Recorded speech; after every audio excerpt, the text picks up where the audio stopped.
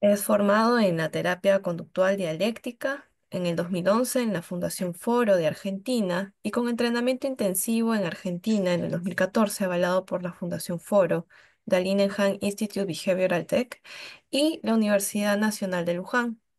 Es pionero en la implementación y formación de DBT en el Perú con 12 años de experiencia en la aplicación de modelo, profesor calificado en reducción de estrés basado en mindfulness, avalado por el Instituto Mexicano de Mindfulness y The Brown Mindfulness Center. Médico psiquiatra, terapeuta conductual contextual, pionero en la implementación y formación de DBT, ¿no? Como ya lo había indicado. Bien, doctor Edgar, no sé si es que está listo para conversar. Perfecto, le doy el pase entonces. Ok, gracias Claudia. ¿Me escuchan? Sí, se lo Sí. escucha. Ok, gracias. Bueno, eh, tal como Claudia me tuvo la oportunidad de presentarme, soy médico psiquiatra, soy fundador de Sentidos y es un gusto para mí estar en esta jornada de aniversario de la institución. Soy profesor calificado en programas clínicos basados en mindfulness como es MBCR, MBCT, alimentación consciente.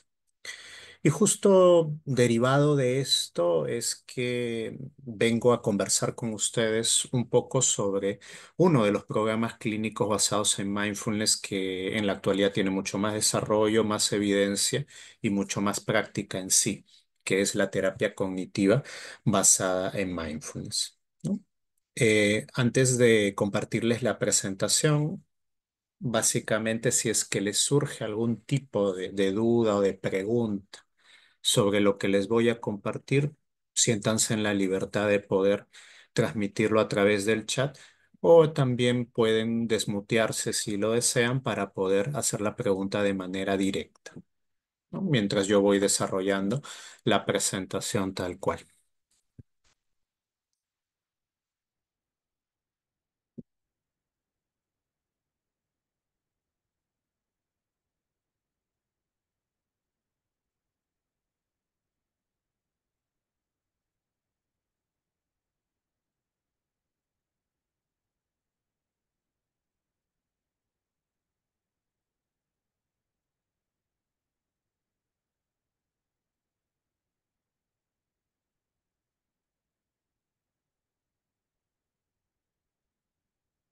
Se logra ver la presentación porque yo no los logro visualizar a ustedes.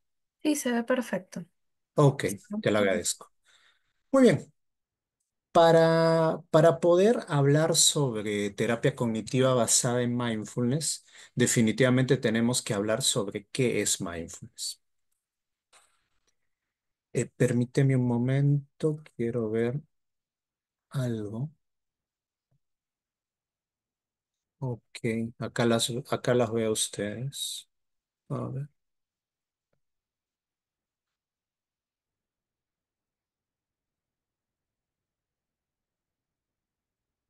Ujú. Ya está, perfecto.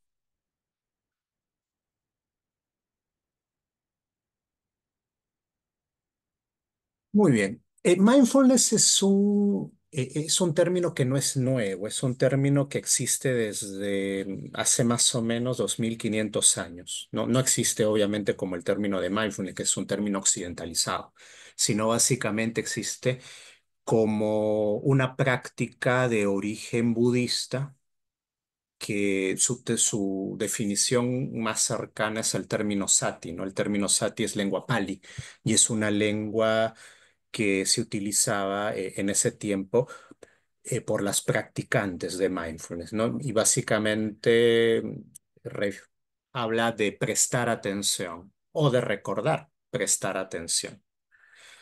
Por lo que mindfulness más o menos habla un poquito de esa parte, de la parte de prestar atención.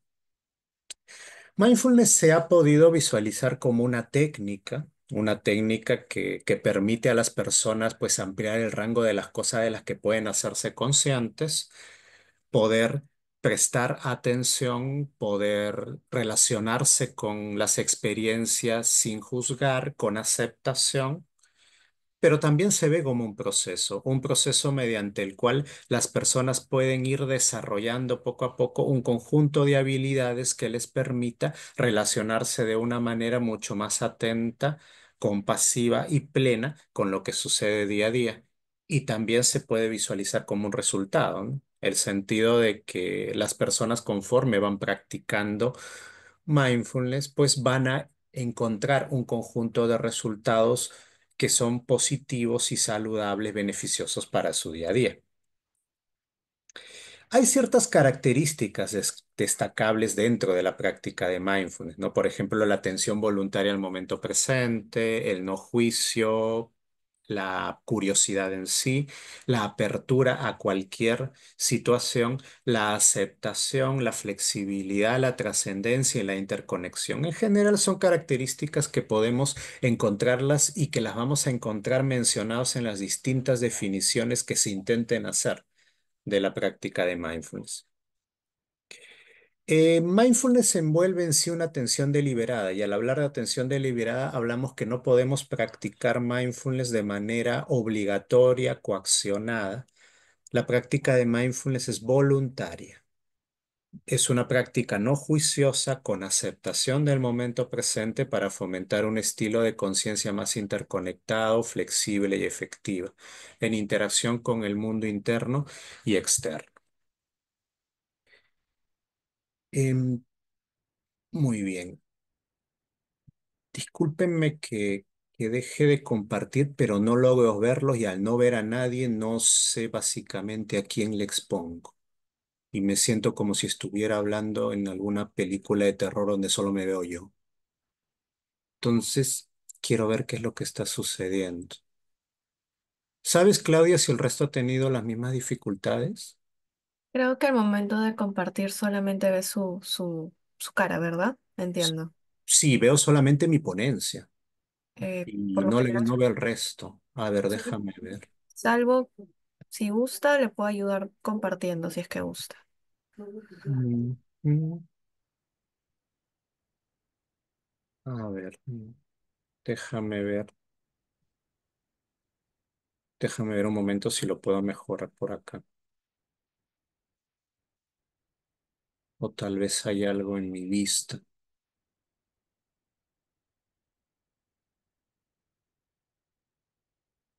Ujú.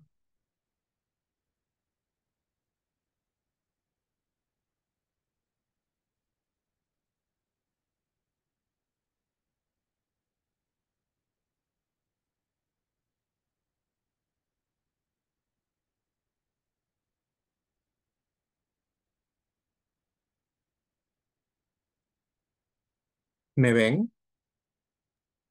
Sí. Sí. Ujú. A ver, ya, ahora sí las puedo ver. Ok. Muy bien. Quiero transmitirles a ustedes algo bien importante. Mindfulness no es terapia. Muchas veces las personas o los profesionales de salud o venden la práctica de mindfulness como terapia. Mindfulness en sí no es una terapia. Mindfulness es una práctica que ha sido adaptada a contextos clínicos, educacionales, empresariales, deportivos, para poder desarrollar ciertas capacidades y habilidades. Pero en sí la práctica de mindfulness sigue siendo una práctica asociada a lo que viene a ser todo el desarrollo de la filosofía budista. Lo que puede ser considerado una, lo más cercano a una terapia son los programas clínicos basados en mindfulness. Y cada uno de estos programas clínicos tienen distintas adaptaciones. Por eso es importante que si nosotros hablamos de la posibilidad de dar una intervención terapéutica, hablemos de programas clínicos, no de mindfulness como tal. Ahora, para entender un poco la definición de mindfulness, suelo siempre utilizar una definición que me parece bastante sencilla y que es dada por John Kabat-Zinn. ¿Quién es John Kabat-Zinn? John Kabat-Zinn es el creador del primer programa clínico basado en mindfulness, que se creó en el hospital de Massachusetts, más o menos en la década del 70. John Kabat-Zinn no es médico, John Kabat-Zinn es biólogo, pero él tenía algo de 10 años de práctica de budismo zen y había él notado el impacto de esta práctica en su salud y en ese sentido él pensó en la posibilidad de poder adaptar este tipo de prácticas a un contexto clínico y empezó a buscar pacientes que tuvieran dolores crónicos, que tuvieran dolencias físicas, que habían pasado por varios profesionales, por varias terapias para manejar su dolor y que a pesar de ello seguían teniendo muchas dificultades para relacionarse con el problema doloroso. Habló con distintos médicos, les preguntó si podrían derivarlos a un grupo que él pensaba iniciar y John Kabat-Zinn empieza a iniciar el piloto del programa de reducción basado en mindfulness MBCR en el sótano del hospital de Massachusetts. Luego de tantos años, en la actualidad MBCR es lo que muchos de ustedes pueden conocer. Es el principal programa clínico basado en mindfulness. Existen cientos de instituciones a nivel mundial que aplican MBCR. Existe una gran cantidad de evidencia sólida de los beneficios específicos de MBCR en la práctica clínica. Y John Kabat-Zinn define mindfulness de esta manera.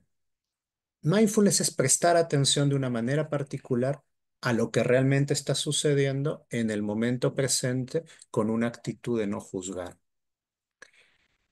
Y a esta definición sencilla de John Kabat-Zinn vamos a poner atención en tres frases. Primero, la atención de manera particular, el presente y la actitud de no juicio. ¿A qué se refiere él con una atención de manera particular? Él se refiere que quien practica mindfulness dirige su atención de manera voluntaria, curiosa y amable hacia alguna situación en particular, hacia alguna sensación física, hacia algún sonido, hacia algún pensamiento mío, hacia algo que puede estarme sucediendo. Pero fundamentalmente, cuando nosotros aplicamos mindfulness, lo que queremos es que la persona dirija su atención a lo que sucede en el momento presente, pero específicamente a qué, a pensamientos, emociones y sensaciones que pueden estar surgiendo en el momento presente. Por ejemplo, mientras yo estaba empezando la ponencia con ustedes, lo que yo estaba sintiendo era una sensación de incomodidad, porque no podía verlos y no podía guiar. Y entonces mi capacidad de prestar atención me hizo buscar alguna alternativa para poder mejorar ello, pero también podría haberme enganchado en otras cosas que podrían haberme generado, como en un conjunto de juicios que podrían haberme generado mucha más incomodidad. Entonces, no solamente es el hecho de prestar atención de manera voluntaria, curiosa, a mis pensamientos, emociones y sensaciones, sino es hacerlo con aceptación. ¿Y aceptación qué significa? Aceptación no es aprobación. Aceptación no es avalar algo. Aceptación no es estar de acuerdo con algo. Aceptación es reconocer que lo que está sucediendo es lo que hay. Si yo no hubiera podido solucionar este problema de no poder verlos, hubiera tenido que continuar con la exposición, aceptando que no los puedo ver y que es lo que hay en este momento. No luchar contra eso. No luchar no significa rendirse, no significa resignarse, no significa no hacer nada. No luchar significa no establecer un desgaste para algo que no va a cambiar, para algo que es como es en este momento. ¿Y qué no es mindfulness? Porque cuando intentamos hablar de qué es mindfulness, sirve bastante saber qué no es mindfulness. Mindfulness no es tener la mente en blanco. Muchas veces dicen, no, yo voy a practicar mindfulness para no pensar, para no tener pensamientos. Eso es imposible. Fisiológicamente es imposible. Humanamente es imposible. No se puede tener la mente en blanco.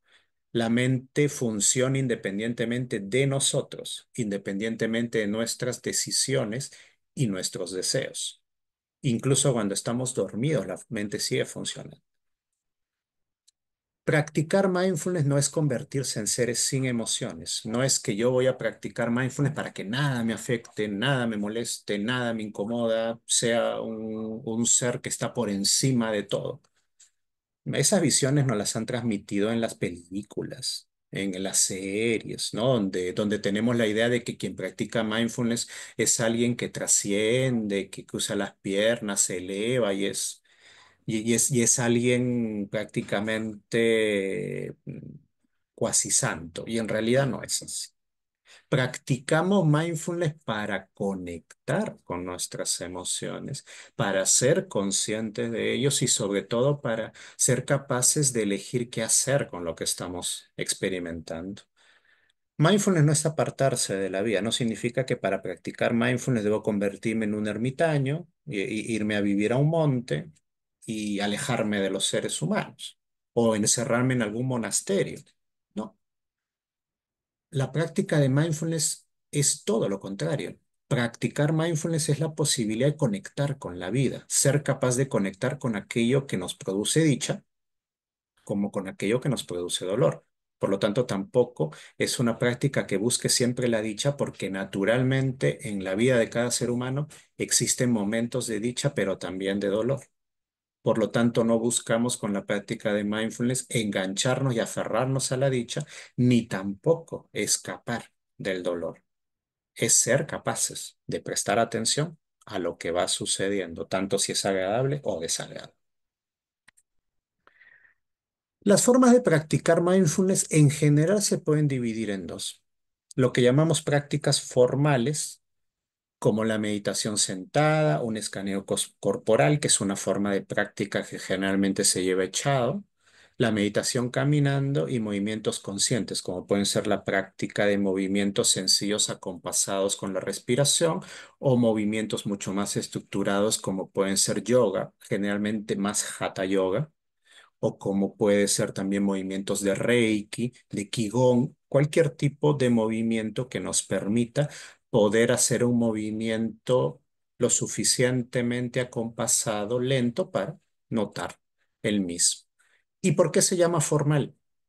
Porque requiere que la persona haga una pausa en lo que está haciendo, busque un espacio específico y siga unas determinadas pautas. Por eso se denomina formal, porque tiene algo así como un libreto para poder hacerse. Lo informal es poner todas las características de mindfulness en cualquier actividad. Por ejemplo, comer de manera consciente. Y para comer de manera consciente yo llevo voluntariamente mi atención a lo que estoy comiendo, utilizo mis cinco sentidos.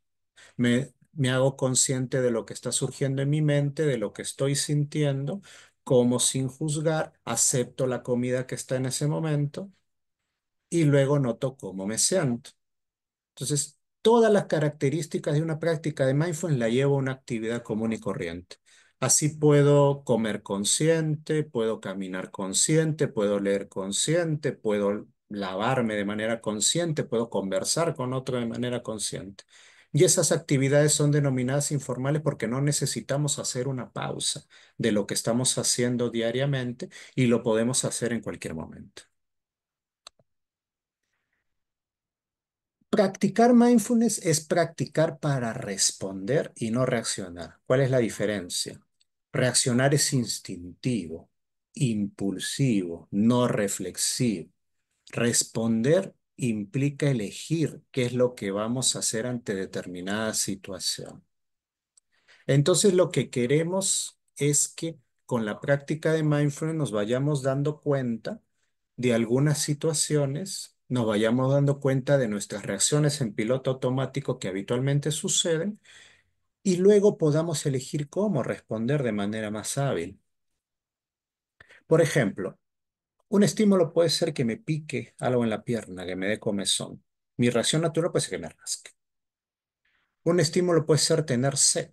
Mi reacción natural puede ser buscar algo para beber.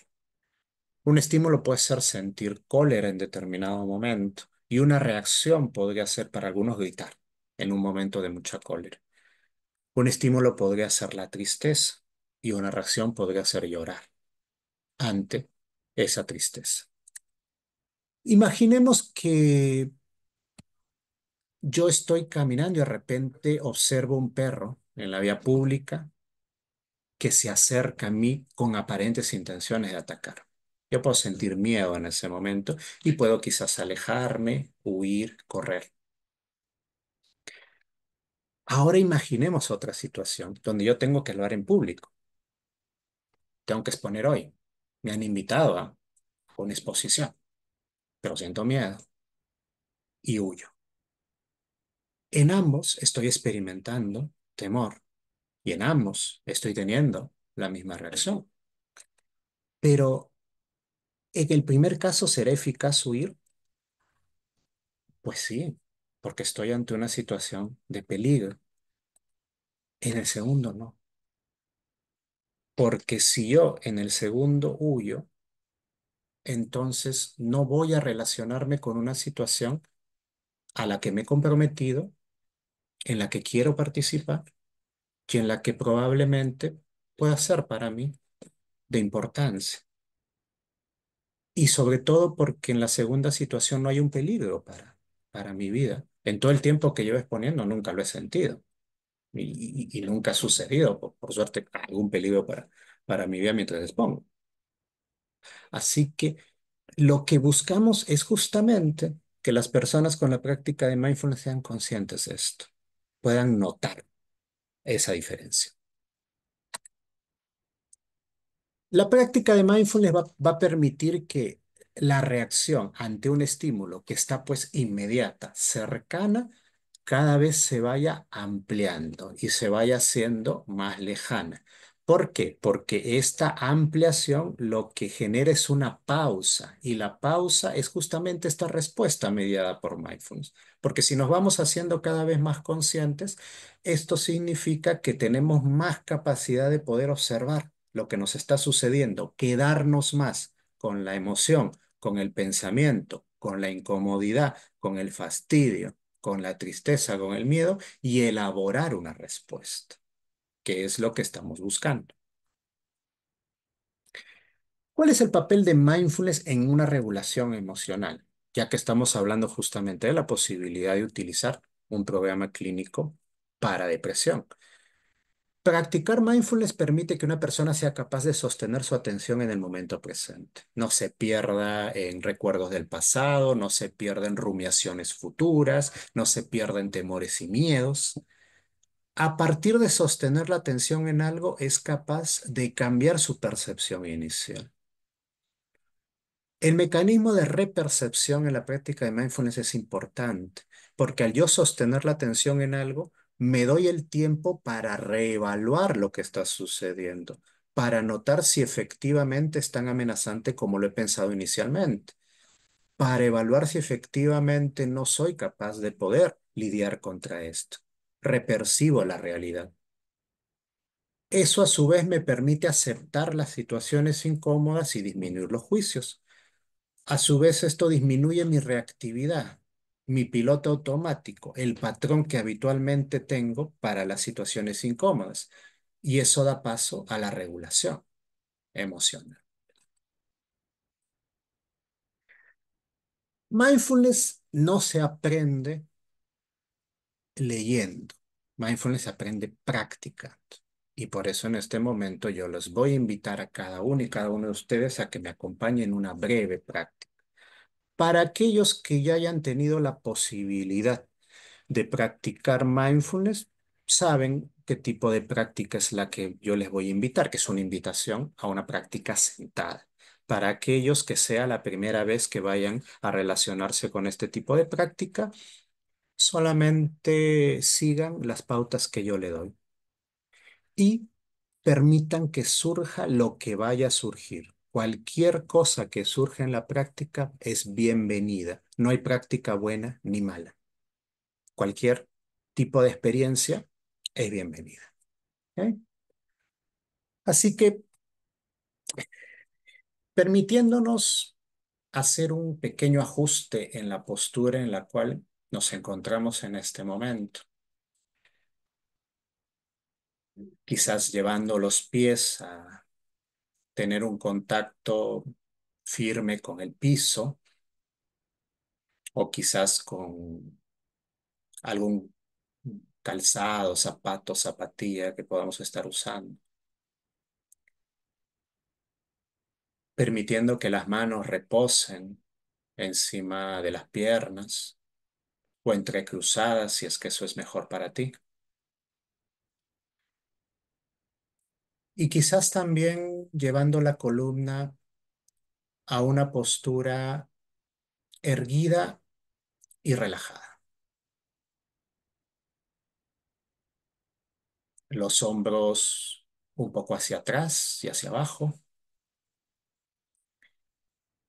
y permitiendo que la cabeza se sostenga en el cuello y en la columna.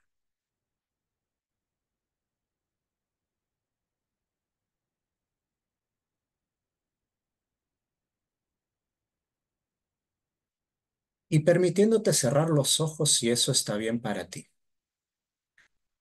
O dejarlos entreabiertos, dirigiendo la mirada hacia algún punto delante tuyo si es que consideras que eso es mejor.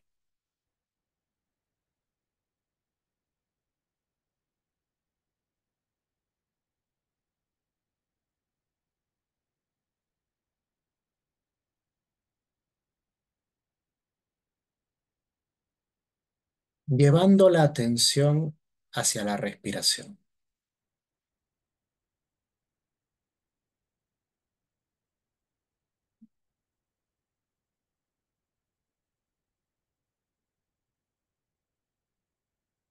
conectando con ese flujo de aire que entra y sale del cuerpo,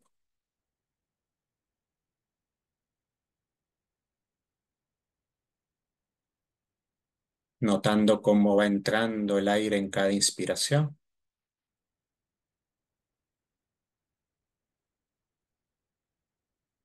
y cómo va saliendo el aire en cada exhalación.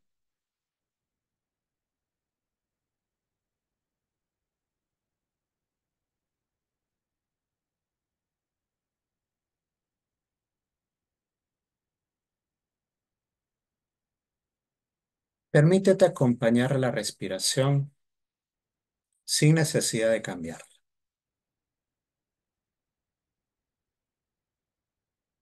No es necesario hacer que tu respiración sea más rápida, más lenta.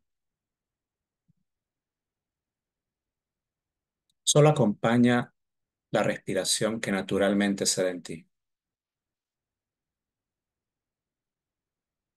inhalando y exhalando.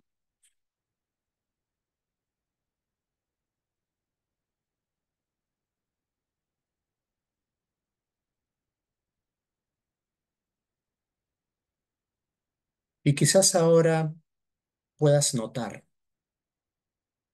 aquellas partes de tu cuerpo que participan activamente en la respiración,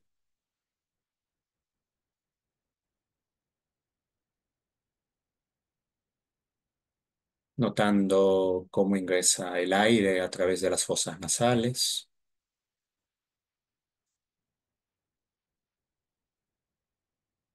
cómo el aire pasa a través de la garganta,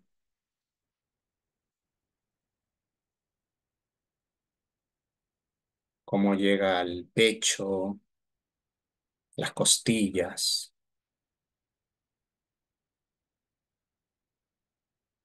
cómo el abdomen va inflándose y comprimiéndose en cada respiración.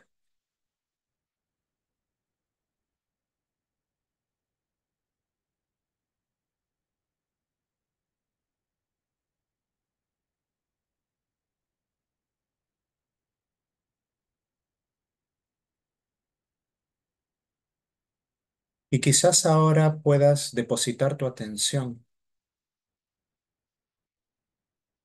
en aquella parte de tu cuerpo donde sientas que experimentas con más claridad la respiración.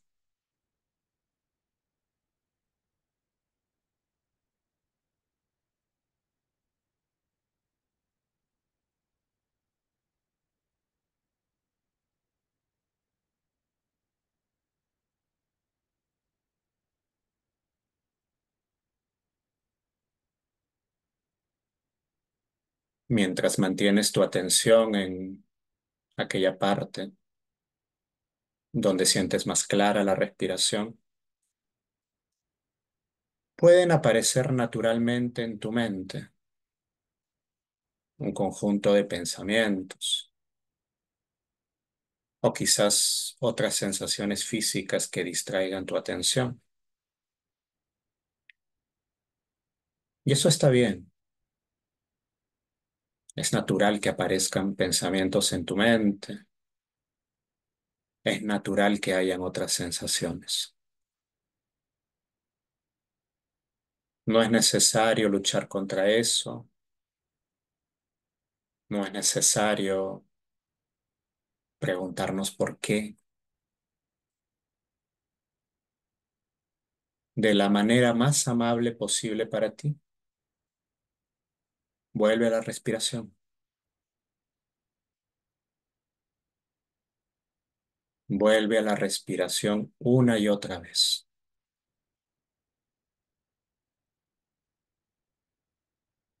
No existe un lugar a donde ir. No existe nada más que hacer. Solo vuelve a la respiración.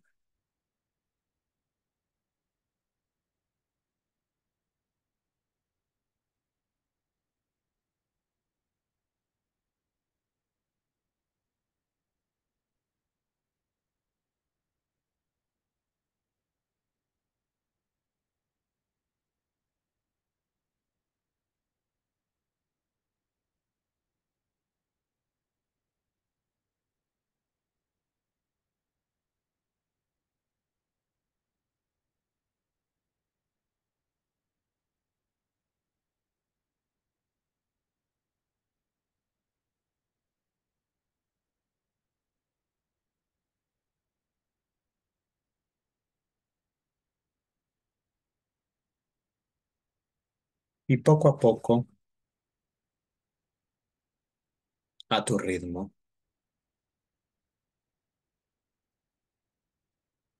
puedes ir llevando la atención hacia tu posición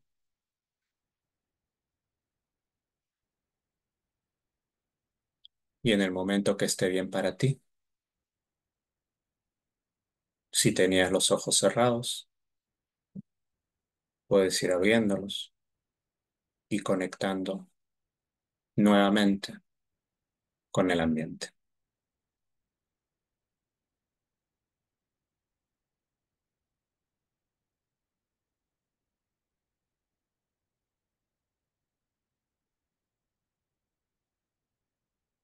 Muy bien, esta ha sido una de las prácticas que habitualmente se plantea cuando invitamos a las personas a practicar mindfulness. Y como ustedes pueden haber observado, el objetivo es prestar atención a una experiencia en particular. Cualquier experiencia que hayan tenido ustedes con esta práctica es bienvenida. Si pudieron prestar atención, si se distrajeron, si aparecieron muchos pensamientos, si tuvieron que moverse, si surgió alguna otra cosa, es bienvenida. Lo bueno de mindfulness es que siempre vamos a tener la posibilidad de volver a practicar y siempre vamos a tener la posibilidad de que tengamos una nueva experiencia.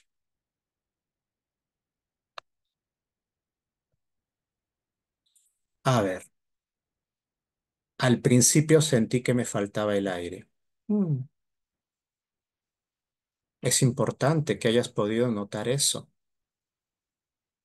Y la idea sería observarlo, observar qué es lo que sucede allí y quizás verlo en una posible siguiente práctica si es que te surge. Y también ver si es que conforme desarrollaste la práctica, esa sensación pudo desaparecer o se mantuvo. Por el momento observamos. Gracias por compartir.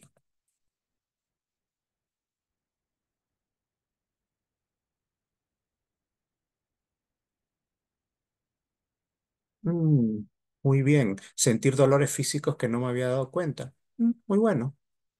Porque el objetivo de la práctica también es justamente ampliar el rango de las cosas de las que nos hacemos conscientes. Y si están sucediendo experiencias de las que no nos hemos estado siendo conscientes, esto es una oportunidad para poder notarlo.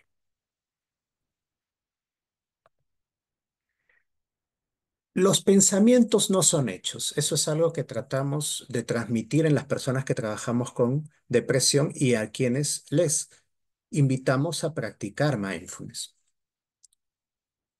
Ahora, hay un conjunto de, de situaciones que siempre vamos a encontrar en la práctica de mindfulness con las personas, que están relacionados, por ejemplo, a creencias que la persona puede tener sobre cierta situación. No soy suficiente, no soy buena, no me quieren, no les importo, no me consideran, que a su vez terminan asociándose con estados de ánimos como decepción, tristeza, luego un conjunto de pensamientos circulares que hacen que la persona rumie o dé vueltas constantemente en esa situación. ¿Por qué me tratas así? ¿Por qué eres así? ¿Por qué son de esta forma? ¿Por qué a mí me sucede eso? Y eso facilita y activa la posibilidad de que una persona pueda entrar en un cuadro depresivo o pueda reactivarse si ya lo tuvo. Cuando se empezó a investigar la posibilidad de aplicar mindfulness para la depresión, los investigadores se plantearon algunas preguntas. Y una de ellas fue dónde estaba la vulnerabilidad de volver a padecer nuevamente una depresión, porque se observaba que personas que tenían cuadros depresivos y que mejoraban o en su defecto ya no tenían ninguna sintomatología, recaían o volvían a padecer de depresión. El primer planteamiento fue que quizás estaba en las creencias disfuncionales, tal vez en el conjunto de creencias de las personas en visualizarse a ellos de manera negativa, en visualizar el contexto como desagradable o como incómodo, podría ser el hecho de la vulnerabilidad. Sin embargo, la investigación notó que los pacientes recuperados de un cuadro depresivo y las personas con un estado de ánimo normal, entendiéndose esto como un estado de ánimo que no había nunca experimentado un cuadro depresivo, tenían el mismo nivel de creencias que los que nunca se han deprimido. Por lo tanto, las creencias disfuncionales en quienes padecen de depresión como en quienes no lo han padecido están al mismo nivel. Por lo tanto, no parecía ser esto el principal problema. Lo siguiente fue pensar en quizás el estado de ánimo triste en sí podría generar que las personas tengan cuadros depresivos o se reactiven sus cuadros depresivos. Y se vio que en personas deprimidas los estados de ánimos tristes sí solían reactivar estilos de pensamiento asociados a depresión anterior. Incluso estados de ánimos que eran relacionados a algo que naturalmente podría producirles tristeza.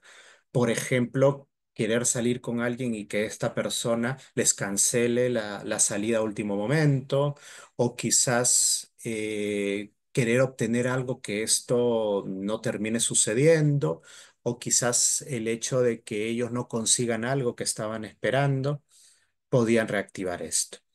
Pero lo que fundamentalmente notaron y identificaron es que el estilo rumiativo de las personas con depresión favorecía la aparición de un nuevo material depresivo. Cuando una persona se sentía triste y empezaba a rumiar, esa rumia hacía que la persona comience a tener recuerdos sobre distintas situaciones desagradables que le habían sucedido e intensificaba su sensación depresiva. Por lo que concluyeron que la tarea principal de una prevención para la depresión era ayudar a las personas a desengancharse de este estilo de pensamiento, a que dejaran de rumiar y a que dejaran de autoperpetuar su malestar, sobre todo cuando se sentían tristes o en situaciones de recaída potencial.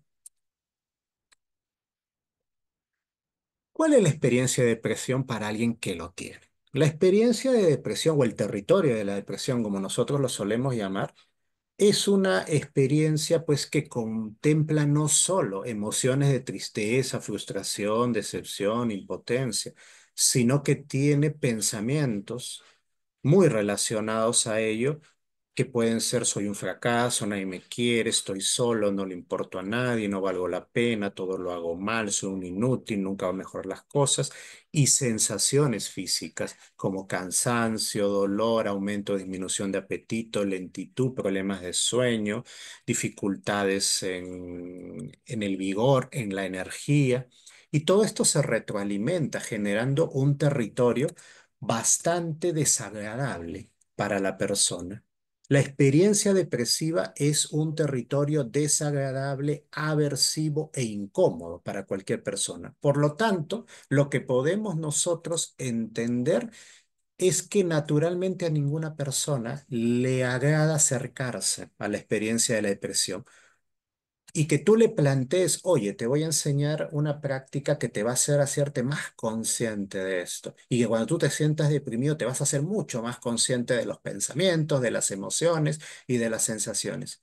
O sea, vas a estar más consciente del sufrimiento que esto te produce. No es atractivo para ninguna persona. Definitivamente que no. Por lo tanto, tenemos que comprender también que cuando empecemos a trabajar con pacientes con depresión y planteemos la posibilidad de la práctica de mindfulness, pues no va a ser algo que sea muy productivo desde un inicio. ¿Por qué? Porque cualquier evento aversivo en un ser humano activa un piloto automático y activa una reacción que es de evitación. Ningún ser humano por voluntad propia se acerca a lo incómodo o al sufrimiento. Ningún ser humano dice, uy, esta persona me hace sufrir, qué bien, voy a seguir con ella, ojalá me genere más daño. No, no lo hace de esa forma. Lo que buscamos con la práctica de mindfulness es que se genere una respuesta, no siga habiendo un piloto automático que implique huida, que implique sobrecompensación, que implique bloqueo, que implique no hacer nada, para que las situaciones aversivas y de dolor no es que nos resignemos a experimentarlas, sino que aceptemos que van a suceder como parte de nuestra experiencia de vida, pero al mismo tiempo podamos explorarlas con curiosidad y con apertura para poder entender lo que está sucediendo y generar respuestas alternativas más eficientes. ¿Cuál sería entonces la habilidad esencial para que aprendan estas personas y para que puedan acercarse a las experiencias desagradables con apertura, con curiosidad y con aceptación? Pues la habilidad esencial que se espera que ellos aprendan es una habilidad que les enseña a desengancharse de los estados mentales rumiativos, de los pensamientos negativos y de esta naturaleza en sí, y sobre todo para que tengan la capacidad de cambiar su estado de atención dirigiendo voluntariamente esta atención a lo que le va sucediendo. Esta habilidad pues sería la práctica de mindfulness. Y es ahí donde está basado la gran parte del por qué generar un programa para trabajar con personas depresivas. Otro de los ejercicios que solemos aplicar en las personas es el espacio de respiración de 3 pasos. Un espacio sencillo, un espacio simple, donde en un promedio de 2 minutos le enseñamos a las personas a pausar cuando se sienten incómodos, cuando se sienten fastidiados, cuando están frente a una situación aversiva y poder ellos conectarse con lo que está sucediendo. Pausar para generar apertura a la situación, calma y luego elección de algo más saludable. La terapia cognitiva basada en mindfulness establece un puente. ¿Un puente entre qué? Entre la terapia cognitivo-conductual, por eso se llama terapia cognitiva, y el programa piloto en mindfulness, que es la reducción de estrés basada en mindfulness. Obviamente hay varias cosas que nosotros hemos tomado de la TCC, ¿no?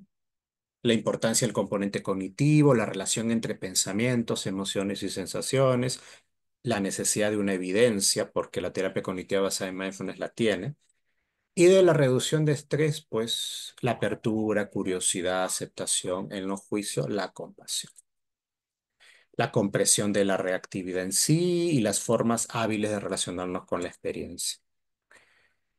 Eh, Esta sinergia de TCC y de mindfulness permite comprender y aliviar el sufrimiento, ofrecer formas de entender el funcionamiento mental, investigar para obtener evidencia y reconocer procesos universales relacionados al aprendizaje y a la conducta. Ambos se sinergian para poder dar una terapia efectiva.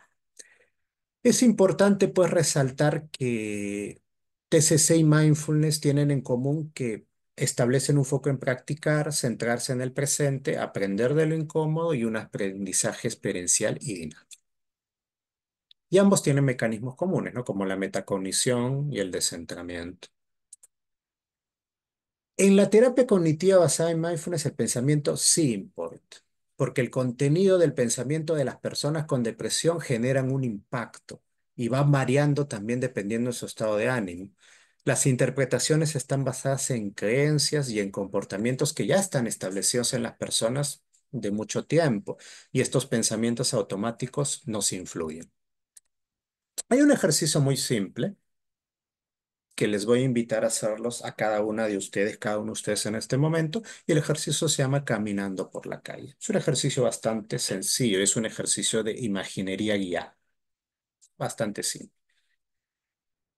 Les voy a invitar a cada uno de ustedes a que puedan hacer un ajuste en la postura en la que están, encontrar una posición cómoda para ustedes y cerrar los ojos, ya que esto puede ayudar a generar un escenario al que les quiero guiar.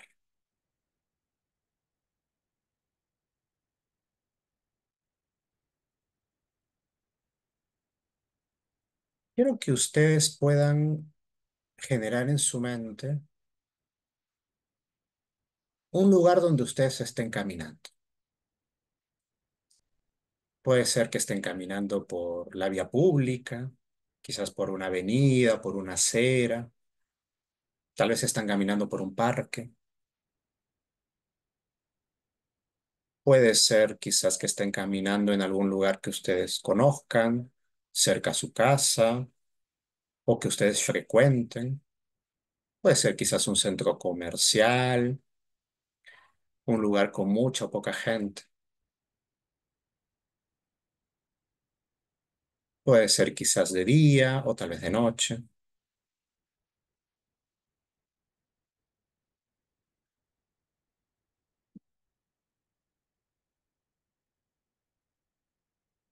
Y ahora que se ven visualizando el lugar donde están caminando,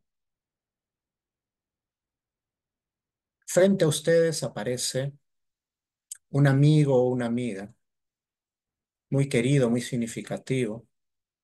Puede ser su mejor amigo o su mejor amiga.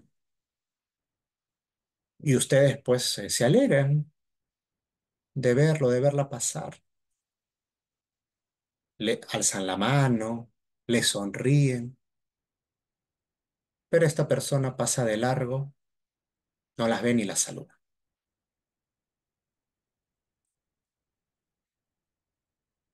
¿Qué sienten en este momento?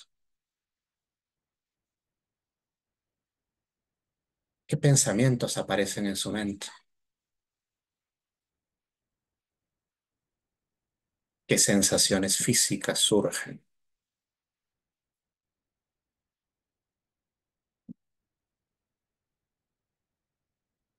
¿Qué les da ganas de hacer?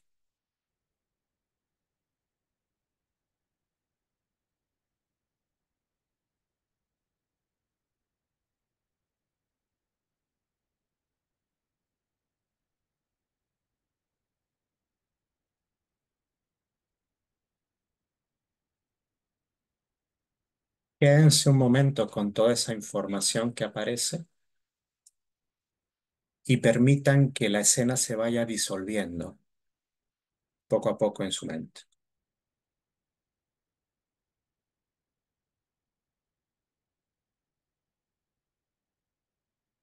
Y en el momento que ustedes sientan que esté bien, pueden ir abriendo los ojos.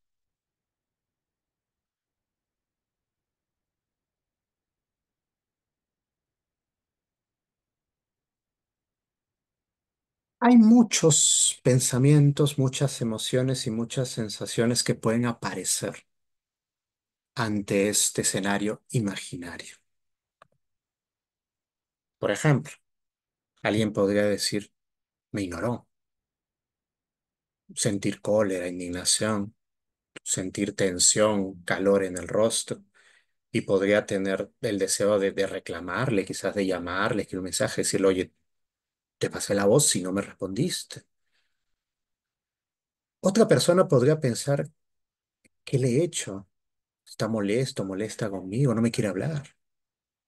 Podría sentir ansiedad, podría quizás sentir una sensación de opresión, intranquilidad, podría tener deseos de hablar con esa persona, incluso muchos podrían tener deseos hasta de disculparse sin ni siquiera saber si es que hicieron algo o esta persona está molesta con ustedes. Otro pensamiento que podría surgir es no me tiene consideración, no le importo, no me quiere. Podría sentir tristeza y podría sentir físicamente una sensación de pesadez, de cansancio. Y me podría dar ganas de alejarme, quizás de no hablarle, de disminuir la interacción. O también podría pensar, bueno, no se ha dado cuenta, ¿no? Estaba distraído pensando en otras cosas. Y podría sentirme tranquilo en realidad con ella. Podría estar relajado y mi impulso de acción podría decir, bueno, le voy a escribir, ¿no? Oye, mira, yo te vi, te encontré, te pasé la voz, ¿no? No me viste. Pero lo que podemos observar es que hay distintos pensamientos que activan distintas emociones y distintas sensaciones y distintos impulsos de acción para la misma situación. Pero cada una de estas acciones, experiencias, están asociados a una interpretación distinta que yo le pude dar. Pero ninguna de estas situaciones está sucediendo, porque yo hasta ahora no sé por qué esta persona no me respondió el saludo. Y yo estoy dando vueltas y girando en torno a algo que solo está dentro de mi mente.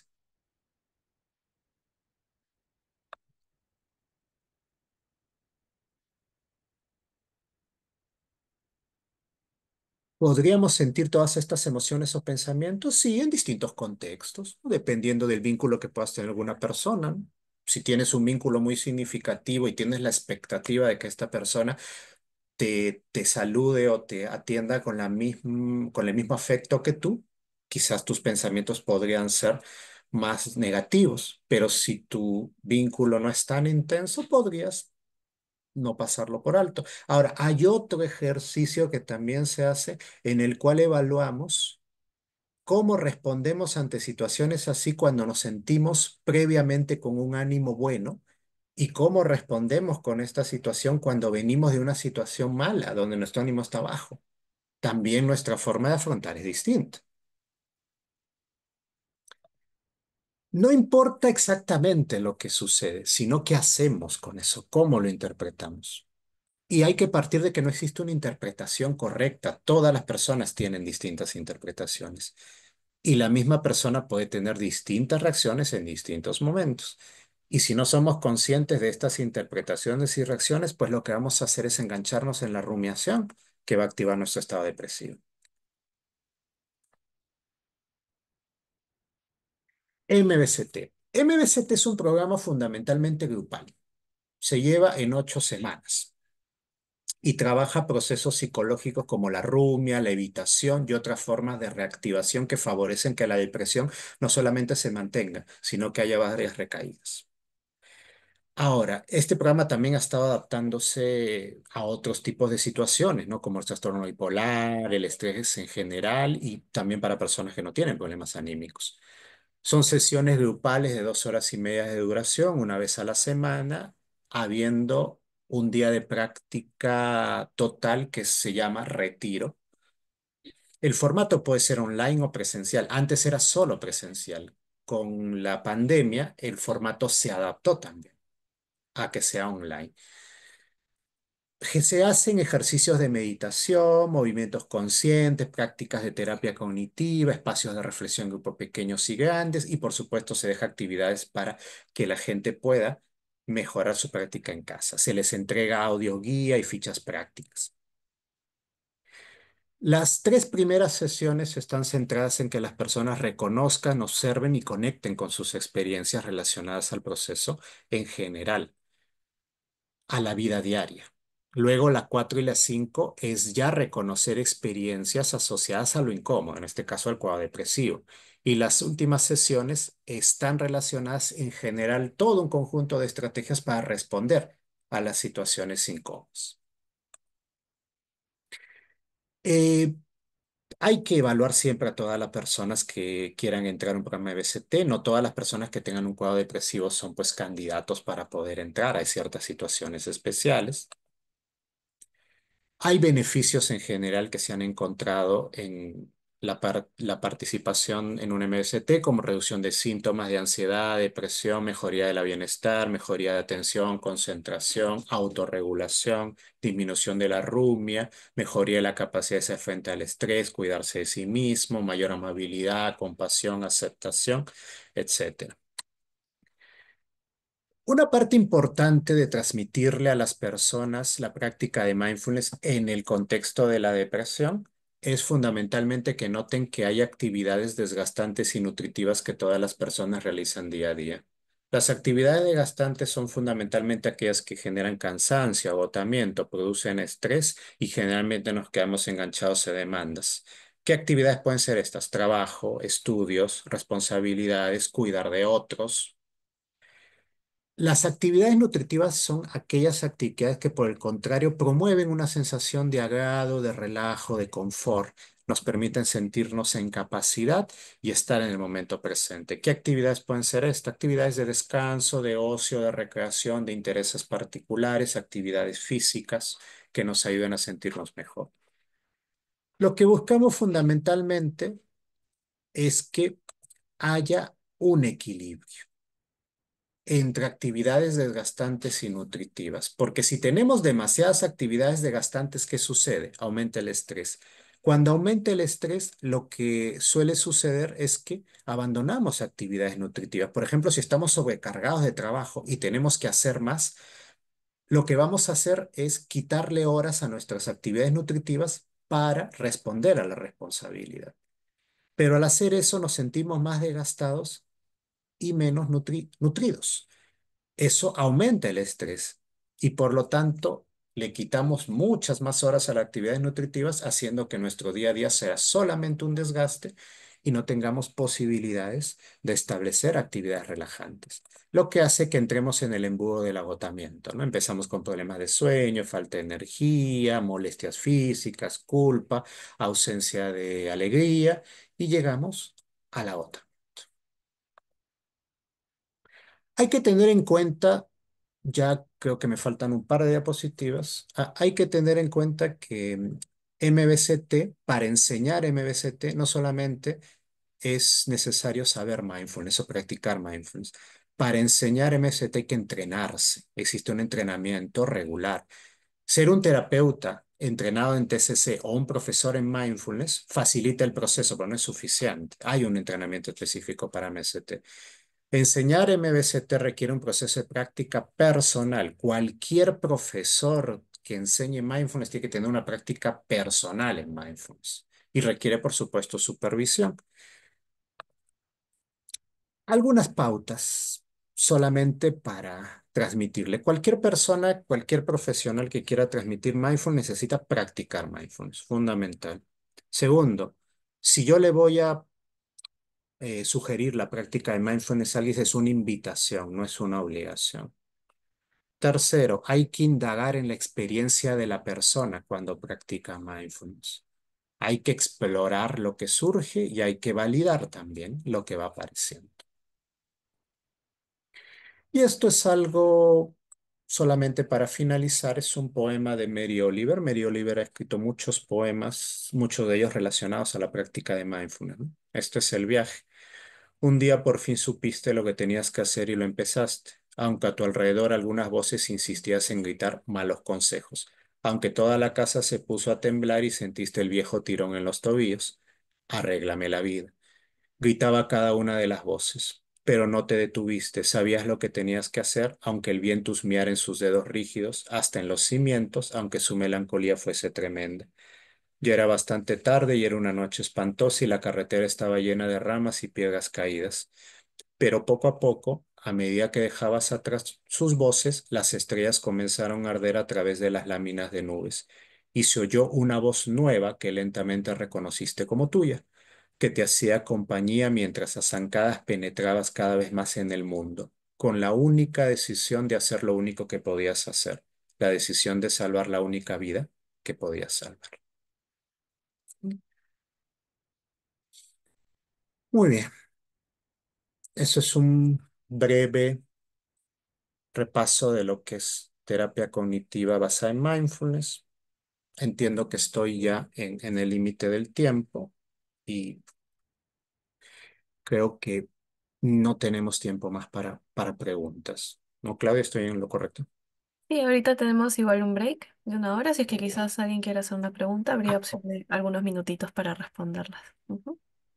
Igual y agradecerle por la charla. Ha estado bastante interesante, en realidad.